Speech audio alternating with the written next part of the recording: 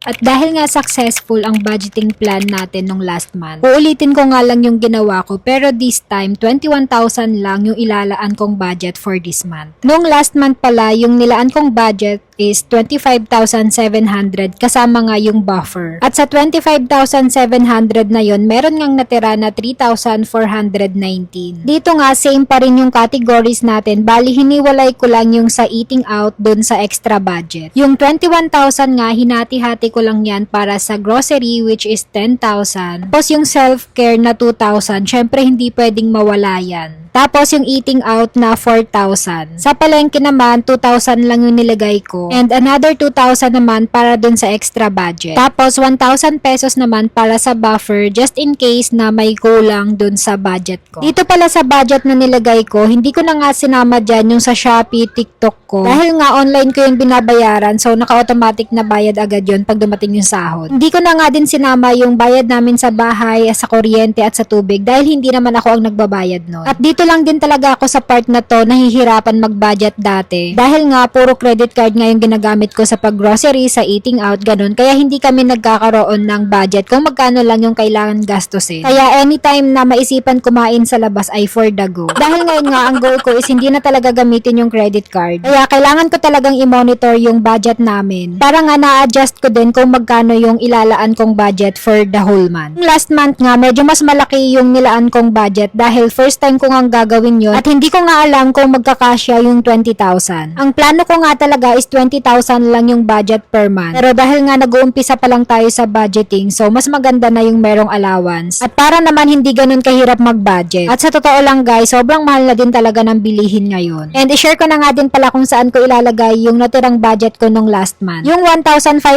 nga, diretso siya dun sa ipon box ko. Tapos yung 1,800, hinati-hati ko lang siya dito. Labas ko na nga din itong isang wallet ko na nabili ko pa 2 years ago. Bale, ito nga yung wallet na gagamitin ko for savings. Bale, lahat ng matitira dun sa budget ko, dito ko nga ilalagay. Naglaan na nga din ako ng category dyan para sa backup ko for internet. Alam naman natin na panay ang ulan lately. Pero hindi naman siya urgent, kaya maliit lang muna yung nilagay ko dyan. Pero at least, nagsisimula na tayong mag-ipon para naman magkaroon tayo ng backup internet. At grabe, totoo yung sinabi ni Mami Bing na iba yung kilig pag may nakikita kang natira dun sa budget mo. So, paano guys? Ayan lang muna for today's video and see you in my next mini vlog. Bye!